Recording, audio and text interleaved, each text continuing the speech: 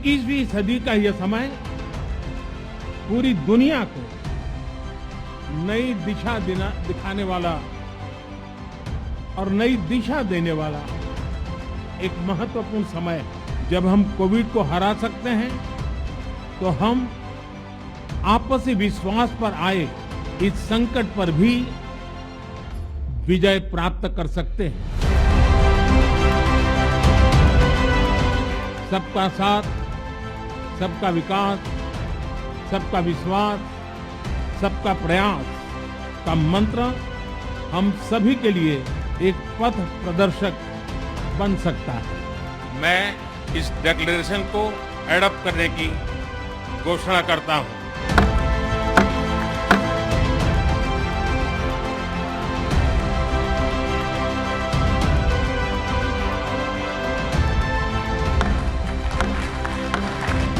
G20 का यह हथौड़ा भारत की कामयाबी को दिखाता है। जैसे ही G20 के देशों ने यूक्रेन पर भारत के प्रस्ताव को स्वीकार किया, पीएम मोदी का चेहरा खिल गया, सीना गर्व से फूल गया और मस्तक उमंग से चमक उठा। हाथ में रखा हथौड़ा जब चला तो दुनिया को जीत लेने का एहसास हुआ।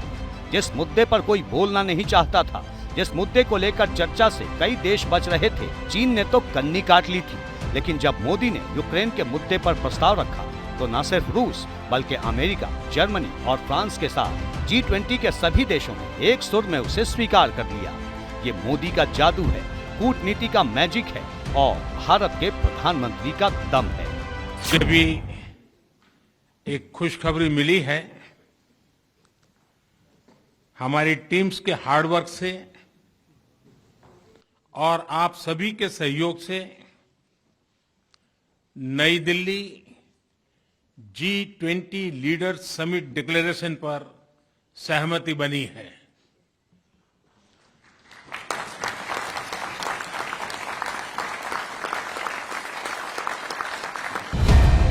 ये तो सिर्फ एक उदाहरण है। 2 दिन तक चली G20 की बैठक में ऐसे कई फैसले लिए गए और कई मुद्दों पर सहमति बनी। लेकिन सवाल ये है कि मोदी का जादू कैसे चल गया? दुनिया ने भारत के प्रस्ताव को क्यों हंसते हुए स्वीकार कर लिया? और क्या वजह थी कि चीन मोदी की वर्ल्ड 11 में शामिल होने से कतराता रहा? इस सवाल का जवाब भारत मंडपम में उठे मुद्दों से समझिए। दिल्ली में आयोजित G20 सम्मेलन में 29 देश आए थे। सदस्य देशों के अलावा 9 अन्य देश भी शामिल हुए थे। लेकिन दुनिया की नजर समिट में शामिल वीटो पावर देशों पर थी। यूएन सुरक्षा परिषद के 5 स्थायी सदस्य हैं। अमेरिका, फ्रांस, ब्रिटेन, रूस और चीन के पास वीटो पावर है। दुनिया के किसी भी मुद्दे पर फैसला तभी होता है जब स्थायी देशों की आम सहमति होती है। स्थायी सदस्यों के फैसले से अगर इन 5 में से कोई देश सहमत नहीं तो वो वीटो पावर का इस्तेमाल कर उस फैसले को रोक सकता है। वीटो पावर वाले 5 ताकतवर देशों को किसी एक मुद्दे पर सहमत करना आसान नहीं था, लेकिन मोदी की कूटनीति ने कमाल कर दिया। भले ही चीन के राष्ट्रपति शी जिनपिंग G20 से गायब रहे, लेकिन मोदी ने हर मुद्दे पर उनके प्रधानमंत्री से हामी भरवा ली। सवाल है कि G20 समिट में मुद्दे क्या होते हैं, किन क्षेत्रों को लेकर बातचीत होती है। शुरुआत में G20 व्यापक आर्थिक मुद्दों पर केंद्रित था। बाद में इसके एजेंडे में विस्तार करते हुए इसमें कई बिंदुओं को और जोड़ा गया, जिनमें व्यापार, सतत विकास, स्वास्थ्य, कृषि, ऊर्जा, पर्यावरण, जलवायु परिवर्तन और भ्रष्टाचार विरोध शामिल है। भारत वॉइस ऑफ होप बनकर के उभरा है, एक आशा की किरण बनकर के उभरा है। साथ ही साथ जिस तरीके से भारत ने ग्लोबल साउथ के राष्ट्रों का जो विषय उठाया है, उससे Bharat voice of the voiceless बन करके भी उभरा है और इससे भारत को भी लाभ होगा। भारत की अर्थव्यवस्था को इससे बड़ा लाभ होने जा रहा है, क्योंकि इस अध्यक्षता के बाद भारत की जो इंटरनेशनल क्रेडिबिलिटी है वो बढ़ेगी, भारत में और अधिक निवेश आएगा। दुनिया में इस वक्त पर्यावरण, जलवायु परिवर्तन, आतंकवाद, भ्रष्टाचार और शांति बहाली सबसे बड़ा मुद्दा है। जलवायु परिवर्तन और पर्यावरण के नुकसान को रोकने के लिए दुनिया बातें तो करती है, लेकिन इसके समाधान के लिए एक राय नहीं बन पाती। चीन विश्व का सबसे बड़ा कार्बन उत्सर्जक देश है। इसका हिस्सा 27% है। दूसरे नंबर पर अमेरिका है जो 15%, तीसरे नंबर पर यूरोपीय यूनियन 10% और चौथे नंबर पर भारत है जो 7% कार्बन उत्सर्जित करता है। जो बड़ी औद्योगिक कंपनीज हैं वो अपनी सप्लाई चेन्स को भारत में स्थापित करने के लिए तेज गति से आगे बढ़ेंगी, जब वो ऐसे समय में कि जब चाइना से वो अपने सप्लाई चेन्स को विड्रॉ कर रही हैं और भारत विश्व की सबसे तेज गति से बढ़ती हुई अर्थव्यवस्था भी है। तो इस तरीके के आयोजन से भारत ने पूरे अंतर्राष्ट्रीय समुदाय में अपने नेतृत्व की क्षमता का प्रदर्शन तो किया ही है, साथ ही साथ अपनी साख भी, अपनी क्रेडिबिलिटी भी बहुत बढ़ा ली है।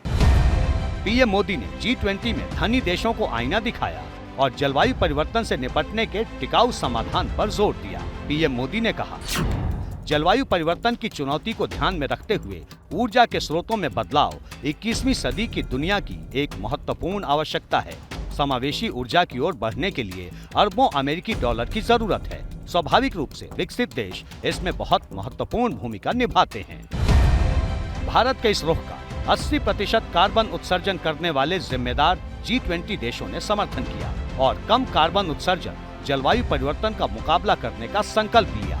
चीन नहीं चाहता था कि ऐसा हो, लेकिन अमेरिका, फ्रांस, रूस और जर्मनी जैसे देशों के मिजाज को देखते हुए उसने भी हामी भर दी। चीन हर मोर्चे पर भारत को विफल देखना चाहता था, लेकिन मोदी की वर्ल्ड 11 यानी अमेरिका, रूस, France, Japan, Australia, Britain, UAE, Brazil, Italy और जर्मनी के रुख से ड्रैगन का मंसूबा नाकाम हो गया।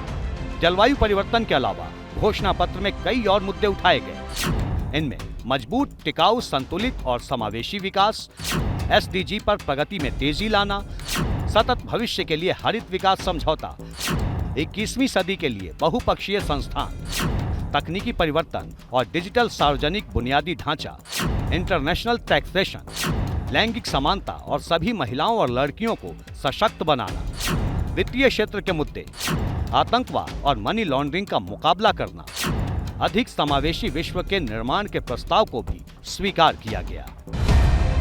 दिल्ली में अमेरिका, सऊदी अरब और यूरोपीय देशों के नेताओं के साथ मिलकर India middle east Europe economic corridor launch किया गया। फिलहाल 8 देश इस इकोनॉमिक कॉरिडोर के हिस्सेदार हैं और 10 साल में इसे पूरा करने का टारगेट है। इसे चीन के 2 project belt and road initiative और CPEC यानी चाइना पाकिस्तान इकोनॉमिक कॉरिडोर का जवाब माना जा रहा है।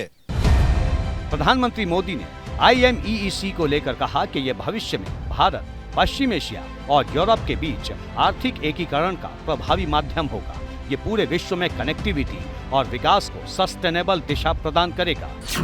अमेरिका के राष्ट्रपति जो बाइडेन, सऊदी अरब के प्रिंस सलमान और फ्रांस के राष्ट्रपति इमैनुअल मैक्रों समेत कई राष्ट्राध्यक्षों ने India middle east Europe economic corridor project की सराहना की। मोदी की कूटनीति की वजह से अमेरिका ने 2028 में सुरक्षा परिषद के अस्थायी सदस्य के तौर पर भारत के दावे का समर्थन किया। द्विपक्षीय वार्ता में अमेरिका ने कई मुद्दों पर सहमति जताई। नासा और इसरो मिलकर अंतरिक्ष में एस्ट्रोनॉट भेजेंगे। 6G तकनीक पर साथ काम करने पर सहमति बनी। अमेरिका से 31 MQ-9B ड्रोन डील पर चर्चा हुई।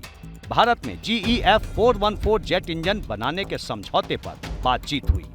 मजबूत ग्लोबल सेमीकंडक्टर सप्लाई चेन बनाने पर जोर दिया गया। क्वांटम क्षेत्र में भारत अमेरिका के बीच सहयोग पर सहमति बनी। रक्षा, AI, तकनीक और अंतरिक्ष विज्ञान पर भी चर्चा हुई। एक तरह से मोदी ने G20 के जरिए एक ऐसी टीम बना ली है जो न सिर्फ सामरिक रूप से हिंदुस्तान की मदद करेगी, बल्कि आपदा, विकास और आतंकवाद की स्थिति में कदम से कदम मिलाकर चलेगी। ये सिर्फ हिंदुस्तान के लिए ही नहीं, बल्कि पूरी दुनिया में शांति के लिए काम करेगी।